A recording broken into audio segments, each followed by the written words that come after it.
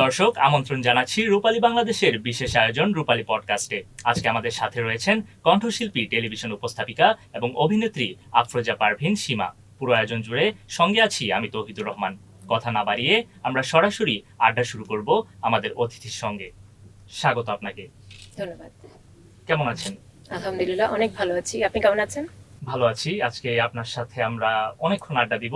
আপনার সম্পর্কে অনেক কিছু জানার আছে আমাদের। তো প্রথমে যেটি জানতে চাইবো, সঙ্গীতের সাথে কিভাবে জড়ানো একটু যদি আমাদেরকে বলতেন। সঙ্গীতের সাথে জড়ানো শুরু হয়েছিল একদম ছোটবেলা থেকে। আমার মায়ের কাছে সঙ্গীতের হাতেখড়ি। আমার মা রেডিওতে গান করতেন। তো উনি যখন গাইতেন, ওনার গান শুনে তারপর উনিও শেখাতেন আমাকে।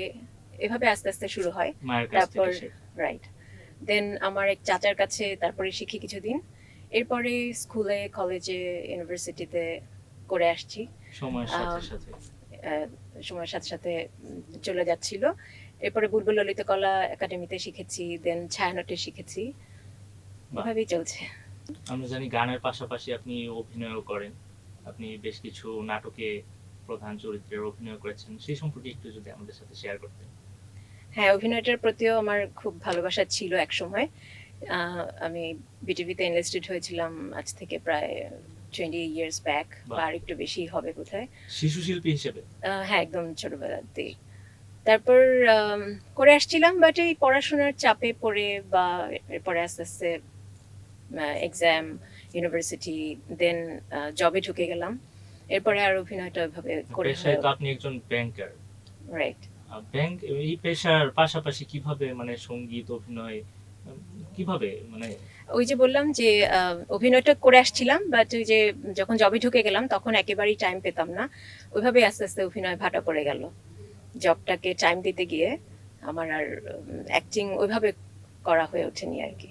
তবু তো একসময় আমরা বন্ধ। দেখি যে আপনি ব্যাংকিং পেশার পাশাপাশি বিভিন্ন স্টেজ শো করেন, পারফরমেন্স করেন বিভিন্ন জায়গায়। সময় বের করেন কিভাবে আসলে? চেষ্টা থাকে আর কি। গানের প্রতি গান গানের প্রতি ভালোবাসা থেকে আমি সেই চেষ্টাটা করি। মাঝে মাঝে আমি প্রোগ্রাম প্রেজেন্টও করি। তো সময় বের করে নেই আর কি। চাকরির জন্য অথবা সঙ্গীতের জন্য একটার জন্য আরেকটাকে ত্যাগ করতে হয়েছে কোনো সময়? হ্যাঁ, এরকম অনেক হয়েছে। এরকম প্রচুর কোনো স্মৃতি প্রোগ্রাম যদি শেয়ার করতেন আমাদের সাথে। পেতাম, কিন্তু করতে পারতাম না, যেহেতু জবে আমাকে টাইম দিতে হবে। ওইটাই তো ফার্স্ট। ওইটাকে মেইন রেখে পাশাপাশি গান বলেন বা অ্যাক্টিং শখ বলেন, হিসেবে। শখ হিসেবে সেটা করার চেষ্টা থাকতো আর কি। তো এরকম অনেক প্রোগ্রাম গেছে, মিস করতে হয়েছে, কষ্ট হয়েছে অনেক। তারপরেও যতটা সম্ভব চেষ্টা করে গেছি আর কি। ব্যক্তিগত আফরোজা পারভিন সীমা আসলে কেমন মানুষ আমরা যদি জানতে চাই? অনেস্ট, সফট হার্টেড, মানুষকে খুব সহজেই বিশ্বাস করি, আবার চিটেরও হই। টেকনিক্যাল আনসার এগুলো সবাই দেয়। এছাড়া মানে যা কেউ জানে না, মানে আপনি কি আপনার মধ্যে এমন কিছু আছে না, সবার মধ্যেই তো থাকে আমাদের, যে আমাদের একটা গুণ অথবা যা কেউ জানে না। তেমন কোনো গুণ আমার নাই। আপনি এক্সট্রোভার্ট, সবাই নো, জানে। I am introvert, very much introvert. Extrovert একেবারেই না। আপনার সঙ্গীত চর্চার প্রতি পরিবার কেমন সাপোর্টিভ ছিল? সাপোর্টিভ কখনো কখনো ছিল, কখনো ছিল না। ছোটবেলা থেকে ওই যে বললাম মায়ের কাছে হাতেখড়ি গানের, তাহলে তো সেক্ষেত্রে তো supportive হ্যাঁ, হওয়ার তখন কথা। সাপোর্টিভ ছিল। পরে আবার আমার যখন পড়াশোনার চাপ চলে আসলো, স্কুলে, কলেজে এরকম এক্সাম, হয়, আমরা তখন দেখেছি ছোটবেলায় আমাদেরকে গান শেখার জন্য অনুপ্রেরণা দেয়, হুম, তারপর ওই পড়াশোনার চাপের পাশাপাশি তখন বলে যে না, না মানে অফ আপাতত করে দাও, অফ আপাতত রাখো। অফ রাখো। আমি Right. নিজে এরকম শিকার হয়েছি আর কি। ওকে, হ্যাঁ, এমনটাই হয়ে আসছে। তো কখনো সাপোর্ট পেয়েছি, কখনো আবার সাপোর্ট পাইনি। এইরকম করে করেই চলছে আর কি। তো গুটি গুটি পরিবারের পায়ে। সাপোর্ট ছাড়া কোনো কিছুই সম্ভব না। হ্যাঁ, তারপরেও মানে of course I will say they are supportive, মানে চাকরি ওভারঅল। জীবন বেশি ভালো লাগে নাকি সঙ্গীত জীবন নাকি অভিনয় জীবন, কোন সেক্টরটা আপনার বেশি ভালো লাগে? চাকরি, অভিনয় অথবা সঙ্গীত, এই তিনটার মধ্যে যদি বলি। সবগুলোকে এনজয় করি আমি। আপনি তো উপস্থাপনাও করেন। জি, করছি। সেটাও আমার রিলেটিভ কেউ কেউ আছে উপস্থাপনা করে, তাদেরকে দেখে ভালো লাগতো যে একটা মানে একজন উপস্থাপকের উপর তো পুরো প্রোগ্রামটা ডিপেন্ড করে, এটার বিউটিটা।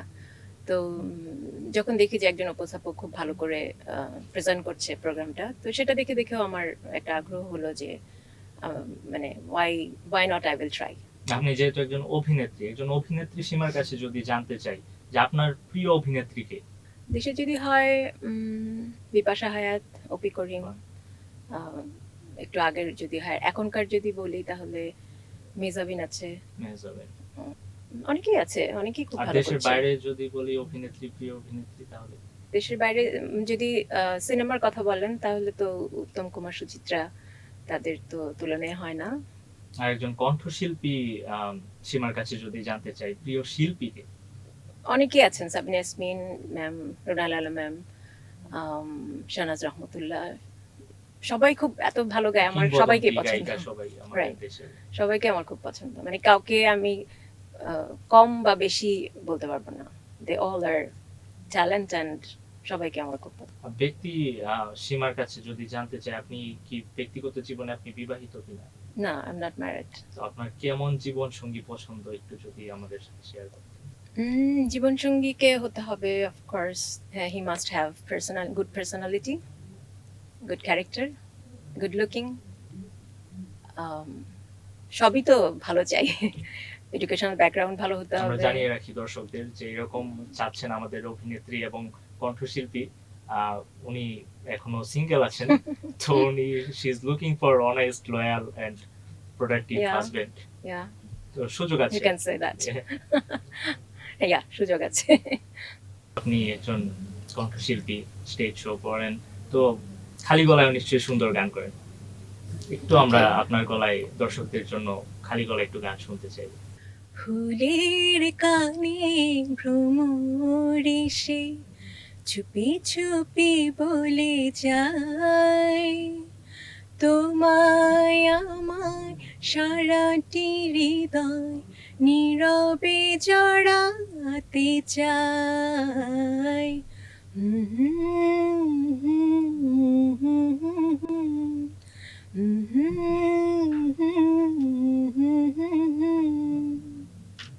বাহ, চমৎকার, থ্যাংক ইউ। অসাধারণ গান শুনলাম আমরা আপনার কাছে।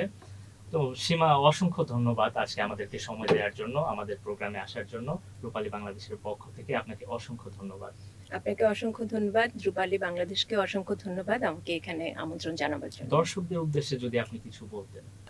দর্শকদেরকে বলবো যে আপনারা ভালো বাংলা গান শুনবেন, বাংলা গানের সাথে থাকবেন, আমাদের পেট্রোনাইজ করবেন, তাহলে আপনাদেরকে আমরা আরো ভালো সুন্দর সুন্দর বাংলা গান উপহার দিতে পারবো। আর আমার জন্য দোয়া করবেন। দর্শক, এতক্ষণ আমাদের সাথে থাকার জন্য অসংখ্য ধন্যবাদ। আবারও হাজির হব আপনাদের সামনে নতুন কোনো অতিথি নিয়ে।